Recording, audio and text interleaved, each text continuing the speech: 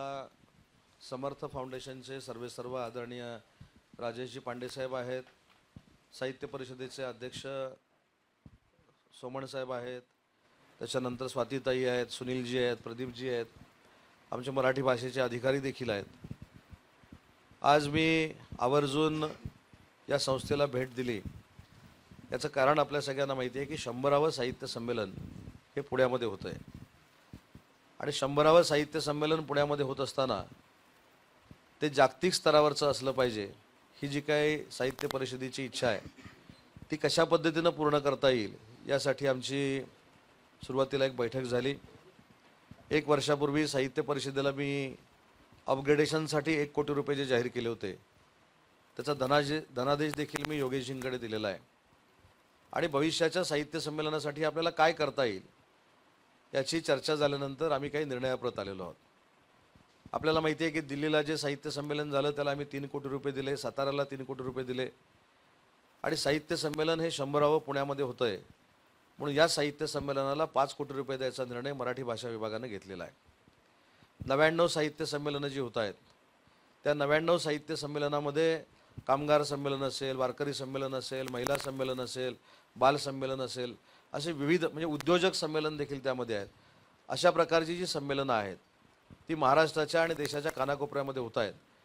त्या संमेलनासाठी देखील 5 कोटी रुपयाची तरतूद ही मराठी भाषा विभाग करणार आहे.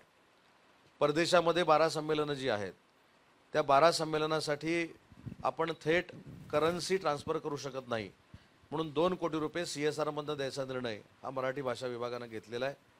त्याच्यामुळं मला असं वाटतं की मराठी भाषा विभाग असेल, साहित्य परिषद असेल, समर्थ युवा फाउंडेशन असेल, यांचं ध्येय आणि धोरण एकच आहे की 100वे जे साहित्य संमेलन आहे त्याचा नुसता गाजावाजा किंवा इव्हेंट आम्हाला करायचा नाही, तर जे मराठी भाषेचं उद्दिष्ट आहे, जे साहित्य परिषदेचं उद्दिष्ट आहे, जे समर्थ युवा प्रतिष्ठानचं उद्दिष्ट आहे की 7 समुद्रापलीकडे देखील 100वे साहित्य संमेलन हे गेलं पाहिजे आणि मराठीची परंपरा आणि मराठीची संस्कृती ही पुढच्या पिढीनं जतन केली पाहिजे.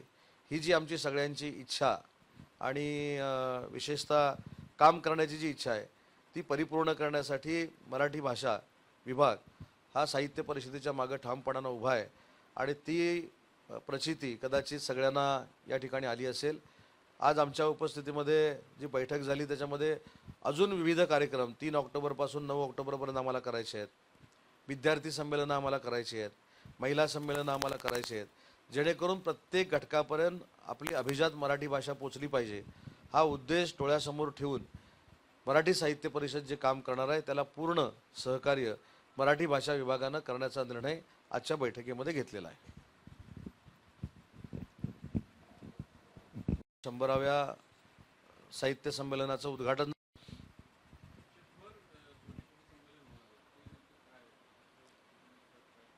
नाही. या संमेलनामध्ये मला असं वाटतं की जो कालावधी आपल्याला मिळतोय म्हणजे 14 ऑगस्टला पहिलं संमेलन हे त्याची नांदी सुरू होते, ती पुण्याचं संमेलन होईपर्यंत ही संमेलनं सुरू राहतील.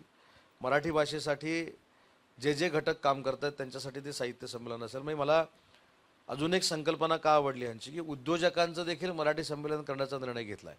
म्हणजे जसा मी मराठी भाषेचा मंत्री आहे तसा उद्योग मंत्री देखील आहे. त्याच्यामुळे मराठी उद्योजकांना एकत्र करण्याचं धाडस देखील मराठी साहित्य परिषद दाखवते. हे माझ्यासाठी अतिशय महत्त्वाचं आहे आणि मराठी उद्योजक देखील साहित्यिक असू शकतात हे याच्यातनं प्रूव्ह होणार आहे.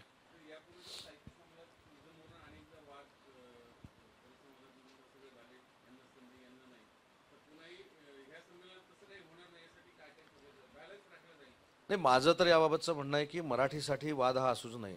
ठीक आहे, त्रुटी प्रत्येकाकडनं राहतात, चुका प्रत्येकाकडनं होतात, त्या शेवटी सुधारून आपल्याला पुढं जायच्या आहेत. पण मराठी भाषा ही आपली मातृभाषा आहे आणि त्या भाषेचं संमेलन करत असताना थोडं मागं पुढं झालं तर प्रत्येकानं समजून घेणं आवश्यक आहे. शेवटी साहित्यिकांचा, ज्येष्ठ साहित्यिकांचा अनादर व्हावा म्हणून कुठचीच संस्था काम करत नसते. अनावधानानं एखादी गोष्ट जर झाली तर ती चूक 100व्या आपल्या साहित्य संमेलनामध्ये मराठी भाषा मंत्र्याची असं म्हणावं आणि सोडून द्यावं अशी हीच माझी विनंती.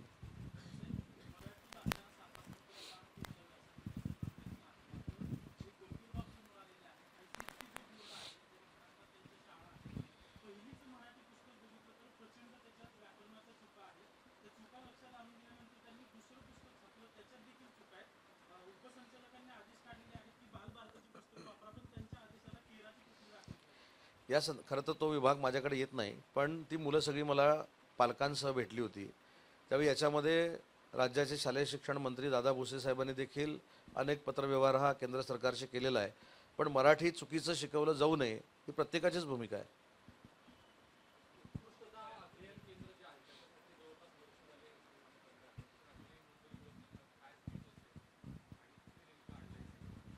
उत्कृष्टता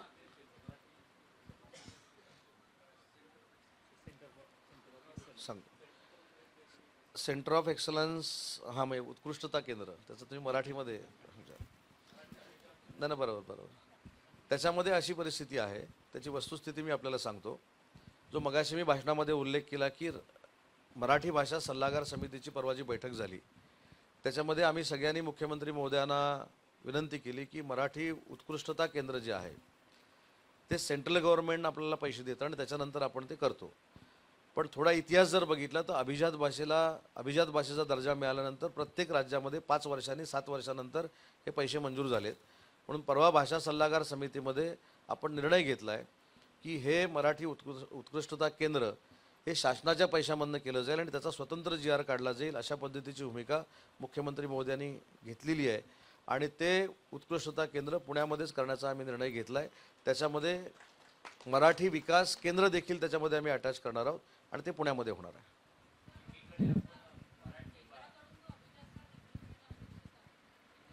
मी त्याच्यात तेच सांगितलं की ज्या ज्या अभिजात भाषा झाला त्याचा आम्ही एक फॉर्मॅट बघितला की किती वर्षानंतर पैसे मिळतात. याच्यामध्ये फक्त संस्कृत विद्यापीठाला पैसे मिळाले, कालिदास विद्यापीठाला, रामटेकच्या. पण बाकी ठिकाणी 2 कोटी, 4 कोटी, 5 कोटी, 6 कोटी, 7 हे 4-4, 5-5 वर्षांनी मिळायला सुरुवात झाली. त्याच्यामुळं केंद्र सरकारच्या निधीवर अवलंबून न राहता मराठी उत्कृष्टता केंद्र हे मराठी भाषेच्या विभागामार्फत करण्याचा निर्णय हा आम्ही घेतलेला आहे आणि त्याची सुरुवात 5 ते 6 महिन्यामध्ये आम्ही करू. पण त्याच्या पुढे जाऊन अजून एक आनंदाची गोष्ट सांगतो की आपण दिल्लीमध्ये अनेक वेळा JNUमध्ये गेला असाल, पण JNUमध्ये कुसुमाग्रजांच्या नावानं अध्यासन केंद्र सुरू करण्याचा निर्णय महाराष्ट्र शासनाने घेतला आणि ते सुरू झाले. छत्रपती शिवाजी महाराजांच्या गनिमिकावर MAचा अभ्यासक्रम देखील JNUमध्ये सुरू आहे.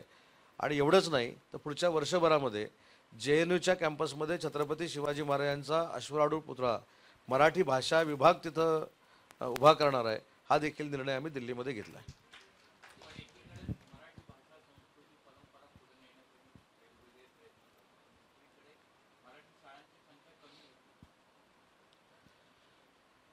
खरं तर तो शालेय शिक्षणामधला विषय तरी पण सांगतो. अशा अनेक शाळा आहेत. काय होतं की आपण म्हणजे कदाचित आम्ही प्रेझेंट करायला मागं राहत असू. मी ज्या मतदारसंघातून निवडून येतो तिथे नगरपालिकेची एक शाळा आहे, दामले विद्यालय म्हणून. आपण कधीही जर रत्नागिरीमध्ये आला तर मुद्दाम ते विद्यालय बघा. त्याच्या इमारतीसाठी मी 20 कोटी रुपये बक्षीस दिलेत. याचं कारण असं आहे, पहिली ते 10वीमध्ये 1400चा पट आहे आणि यावर्षी 160 मुलं पहिलीला वेटिंगसाठी होती. त्याच्यामुळे इन्फ्रास्ट्रक्चर, शिक्षण आणि शिक्षकांची मानसिकता ही अतिशय चांगल्या पद्धतीनं शिकवायची असेल तर कुठेही पटसंख्या कमी होत नाही, हे दामले विद्यालयानं अख्ख्या महाराष्ट्राला दाखवून दिलेलं आहे.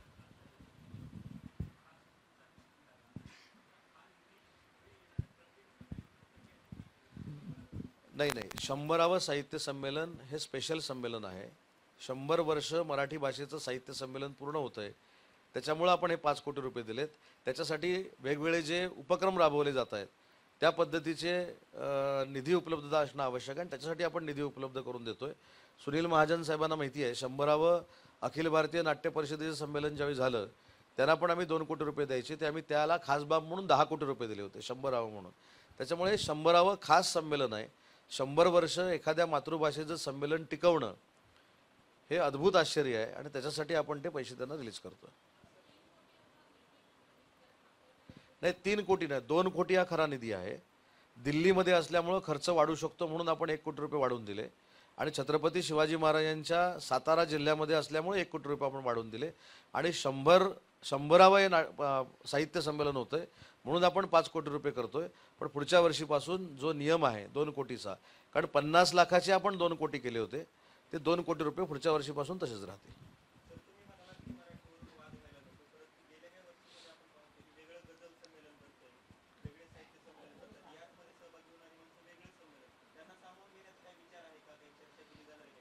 सगळ्यांना सामावून घेण्याचा विचार आहे, परंतु असं करत असताना एखाद्याला किंवा तुम्हाला आणि मला वाटलं की अजून काहीतरी वेगळं मराठीसाठी करावं, तर तो लोकशाहीतला एक भाग आहे म्हणून सोडून द्यायचा. पण हे साहित्य संमेलन जे आहे हे यशस्वी करण्यासाठी सगळ्याच घटकांनी एकत्र यावं ही आमची सगळ्यांची इच्छा आहे.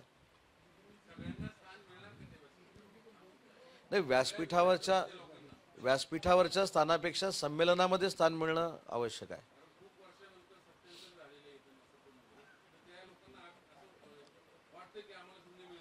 नाही, मला असं वाटतं की संस्थेमध्ये सत्तांतर झालं म्हणजे विचारामध्ये सत्तांतर होत नाही. विचार हा साहित्याचा आहे, मराठीचा आहे. त्याच्यामुळे मराठीमध्ये काम करणाऱ्या सगळ्या लोकांना घेऊन योगेशजी पुढे जातील ही मला खात्री आहे ना. त्याच्यामुळं साहित्यिक कोण कुठच्या पक्षाचा आहे ह्याच्यापेक्षा तो मराठी साहित्यिक आहे असं समजूनच सगळे काम करणार. आता उदाहरण द्यायचं जर झालं तर 3-4 वर्षापूर्वी नेमलेल्या माझ्या समित्या आहेत माझ्याकडच्या. त्या समित्यांमध्ये आज कोण कुठच्या पक्षाचं काम करतोय मला पण माहिती नाही आणि त्याच्यामध्ये समजून घेण्याची आवश्यकता देखील नाही. त्या संबंधित ज्येष्ठ व्यक्तीच्या समोर मराठी साहित्यिक आणि त्यांनी लिहिलेलं साहित्य हे त्यांचं मेरिट आहे. ते कुठच्या पक्षाचे आहेत, काँग्रेसचे आहेत, राष्ट्रवादीचे, अजून कुठच्या पक्षाचे आहेत, ह्याच्याशी काय मला असं वाटतं की भाषेशी देणं घेणं नाही. त्याच्यामुळे सगळी लोक ही परिपक्व आहेत, मॅच्युअर्ड आहेत, साहित्यामधले आहेत. त्याच्यामुळे हा नको आणि तो नको ही काही सिस्टीम पुण्यामध्ये राहणार नाही. अतिशय चांगल्या पद्धतीनं सगळ्यांना सामावून घेऊन हे साहित्य संमेलन होईल.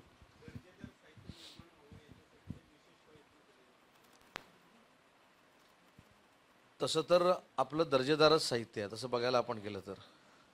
म्हणजे आता सगळ्यात मोठं साहित्य सध्या मोबाईलवर तयार होतं रोज रात्री झोपताना. आता त्या साहित्यावर कोण बंधन आणू शकत नाही. बरं, ते साहित्य प्रकाशित करावं पण लागत नाही. बटन दाबलं की पुढे तो लेखक त्याच्यामध्ये अजून ॲड करतो, तो अजून पुढे पाठवतो, तो त्याच्यात अजून ॲड करतो, अजून पुढे पाठवतो. म्हणजे एखाद्या लेखकानं तयार केलेला लेख हा 2 तासामध्ये त्याच्यावर स्टडी करणारे अजून 100 लेखक तयार होतात. ही सोशल मीडियाची कमी आहे. त्याच्यामुळं लेखन आणि वाचन हे माझ्या दृष्टीनं महत्त्वाचं आहे. ग्रंथालयाला देखील पैसे देण्याचा निर्णय मराठी भाषा विभाग घेत आहे. तुम्हाला आश्चर्य वाटेल की सीमा भागामध्ये जी काही ग्रंथालय मराठी आहेत त्यांना देखील निधी उपलब्ध करून देण्याचा निर्णय आम्ही घेतला आणि 2 कोटी रुपये त्यांना दिलेत. त्याच्यामुळे लेखकानं काय लिहावं हा त्याचा प्रश्न आहे आणि आम्ही काय वाचावं हा आमचा प्रश्न आहे.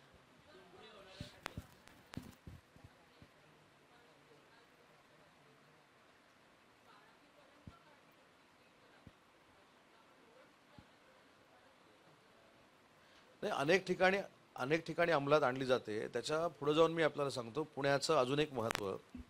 देशामध्ये पिंपरी चिंचवडमध्ये असं एक इंजिनिअरिंग कॉलेज आहे की जिथे तिथला इंजिनिअरिंगचा अभ्यासक्रम मराठी आहे आणि मराठीमधनं बी केलं जातं की एमटेक केलं जातं. आय थिंक बी, बरोबर ना, बी केलं जातं, बीटेक केलं जातं.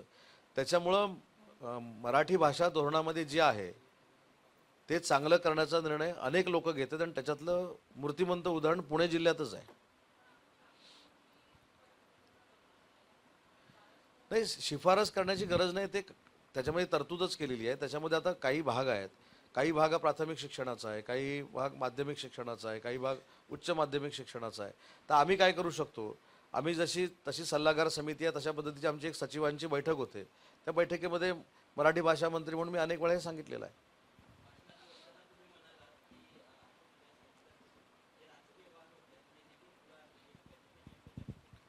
नाही, राजकीय वाद होत आहेत ते पुढे आणले गेले पाहिजेत मी म्हटलं नाही. काहीतरी चुकीचं झालं, कन्फ्युजन झालं.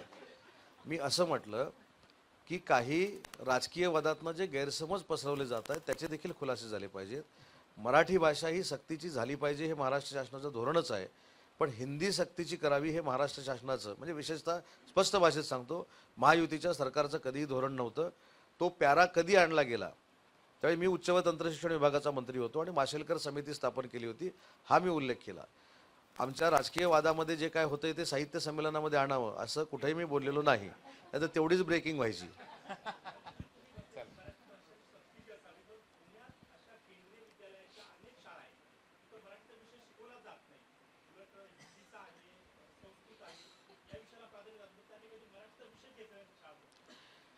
मी तेच सांगितलं की मराठी भाषा विभागामध्ये मराठी भाषा सक्तीची करण्यासाठी किंवा शिकवण्यासाठी जे काय माझ्या अधिकारापर्यंत आहे ते मी नक्की करत आलेलो आहे. बाकी ह्या सगळ्या ज्या संस्था आहेत ह्या शालेय शिक्षणामध्ये येतात, उच्च शिक्षणामध्ये येतात, त्या ठिकाणी ते व्हावं ही माझी देखील इच्छा आहे. चला.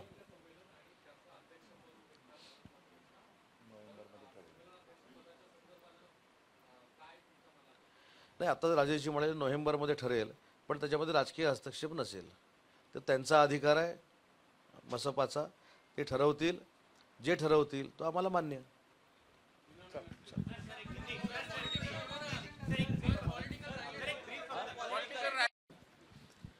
पॉलिटिकल विचारा.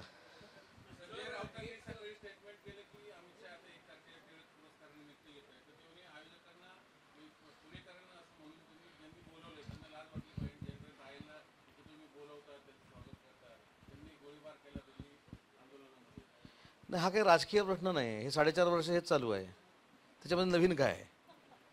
आज ह्याला कोणाला तरी शिवी घालायची, उद्या दुसऱ्या कोणाला तरी शिवी घालायची. हा एक पायंडा मस्तपैकी त्यांच्या पत्रकार परिषदेमध्ये आहे.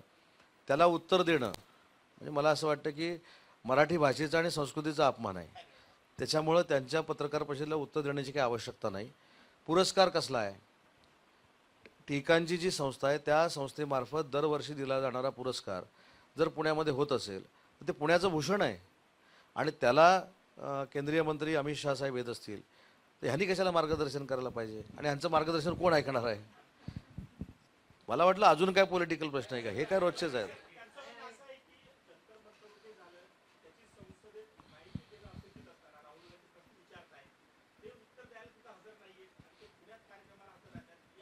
हो, राहुलजी गांधी संसदेमध्ये बसतात हेच आपलं भाग्य आहे. त्याच्यामुळं मला बाकी त्याच्यामध्ये काय बोलायचं नाही. जी व्यक्ती जंतर मंतरवर न जाता पंतप्रधान महोदयांच्या घराच्या कॅम्पसमध्ये जाते, काही लोकांना तिथं बोलवून घेते, त्यांनी हा विचार केला पाहिजे होता की इंदिरा गांधींच्या हत्येनंतर जो कायदा झाला तो पंतप्रधान नरेंद्र मोदी साहेबांसाठी तसा कायदा आहे, हा तिने अभ्यास करायला पाहिजे. आणि खरोखरच त्यांचं कौतुक केलं पाहिजे की निदान सध्या तरी ते संसदेमध्ये दिसत आहेत.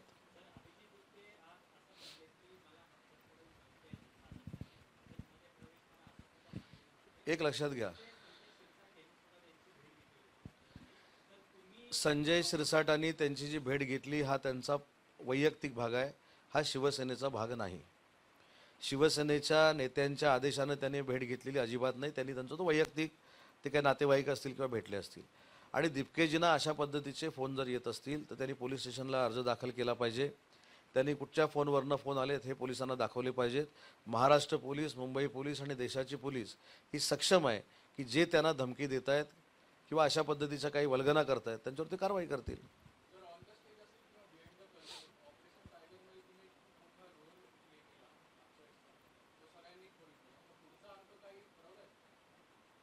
अजून अंक लिहिलेला नाही आम्ही. अजून दिग्दर्शकांनी अंक लिहायला सांगितलं नाही.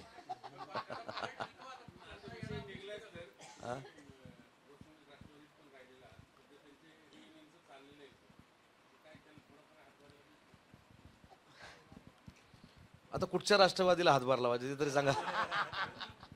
नाही, पण एक मी सांगतो आमच्या पक्षाची त्याबद्दलची भूमिका मी साहेबांची चर्चा करून सांगतो तुम्हाला की विलिनीकरण हा जो विषय आहे हा त्यांचा वैयक्तिक प्रश्न आहे. म्हणजे शरद पवार साहेबांची राष्ट्रवादी असू दे किंवा अजितदादांची राष्ट्रवादी असू दे. आता अजितदादांच्या राष्ट्रवादीचं नेतृत्व सुनेत्राबाईंनी करतात, शरद पवार साहेब करतात. हा इंटरनल त्यांचा मामला आहे, आम्हाला त्याच्यामध्ये बघायची काही गरज नाही. पण कोण कोणामध्ये विलिनीकरण करणार हे जसं तुम्हाला कुतूहल आहे तसं मला पण कुतूहल आहे. परंतु शरद पवार साहेब एखाद्या गोष्टीसाठी नरेंद्र मोदी साहेबांना भेटले याचा अर्थ ते काही राजकीय बोलले असतील असं मला वाटत नाही. आणि तुम्हीच पुण्यातनं लोक अनेक वेळा आम्हाला असं सांगता की शरद पवार साहेब एखाद्या बैठकीला बसले की ती बैठक त्याच्यासाठीच असेल अशी गॅरंटी तुम्ही तरी देऊ शकता का? त्याच्यामुळे पवारसाहेब का भेटले पवारसाहेबच सांगू शकतात.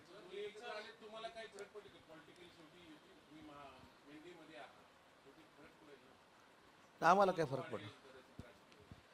मला असं वाटतं महत्त्व हे कर्तृत्वावर अवलंबून आहे. शरद पवार साहेबांनी काय निर्णय घ्यायचा, सुनेत्राबाईंनी काय निर्णय घ्यायचा हा त्यांचा प्रश्न आहे. आज शिवसेना म्हणून माननीय एकनाथ शिंदेसाहेब हे NDAतले 3 नंबरचे नेते आहेत. त्याच्यामध्ये पहिले 2 चंद्रबाबू नायडू आणि नितीश कुमार आहेत आणि 2-3 नंबरचे आमचे साहेब आहेत. त्याच्यामुळे साहेब देशाच्या पातळीवर काम करत आहेत. कोणाच्या येण्यानं, कोणाच्या जाण्यानं किंवा कोणाच्या विलनीकरणानं कोणाचंही महत्त्व कमी होत नसतं. एकनाथ शिंदेसाहेब काय करू शकतात हे अख्ख्या देशानं 4 वर्षापूर्वी बघितलेलं आहे आणि आता परत 15 दिवसांनी पूर्वी बघितलेलं आहे.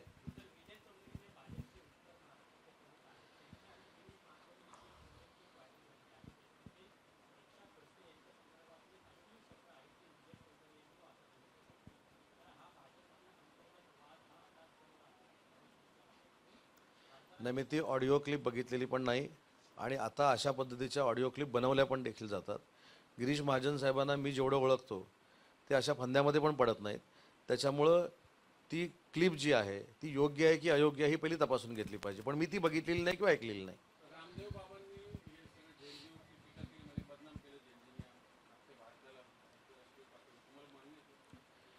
मी ऐकलंच नाही ते काय बोलले ते. नाही, मी आधी ऐकतो.